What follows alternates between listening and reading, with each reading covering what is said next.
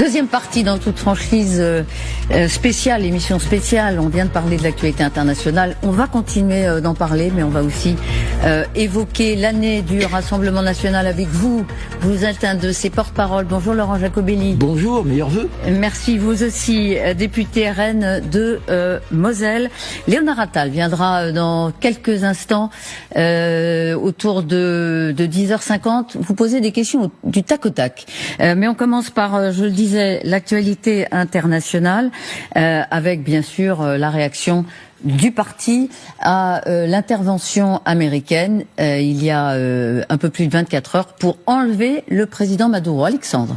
Est-ce que vous considérez que cette intervention est une bonne chose? Donald Trump défend, dit-il, les intérêts américains sans vergogne, sans complexe. C'est aussi la ligne que vous défendez. Donc a-t-il eu raison de mener une opération dans l'intérêt des États-Unis?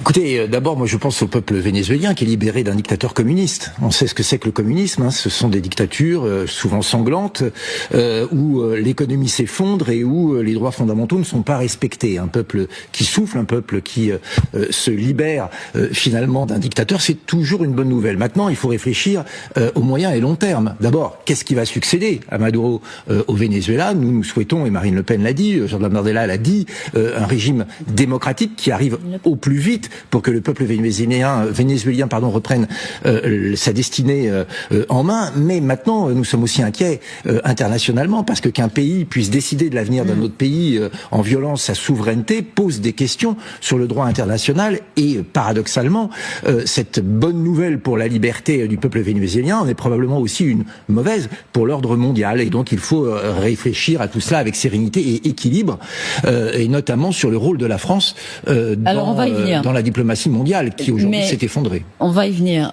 notamment sur la réaction d'Emmanuel Macron, mais revenons sur ce qui nous a frappé hier dans le communiqué de Marine Le Pen, qui a insisté sur la méthode trumpienne, qui dit que la souveraineté des États n'est jamais négociable, quelle que soit leur taille, quelle que soit leur puissance, quel que soit leur continent. Elle est inviolable. Absolument. Et sacrée, même s'il existe des raisons d'en vouloir à Maduro. Est-ce que vous dénoncez la méthode trumpienne? C'est ce qu'a fait Marine Le Pen, et elle a raison de le faire, parce que nous sommes cohérents, nous sommes souverainistes, et nous l'assumons. C'est-à-dire que nous estimons que chaque pays doit pouvoir défendre ses frontières. Donc vous êtes comme LFI, vous dénoncez une agression? Alors la différence avec LFI, c'est une agression américaine qui menace la région. Non, mais d'abord ce n'est pas nos termes, mais nous avons une différence majeure avec LFI.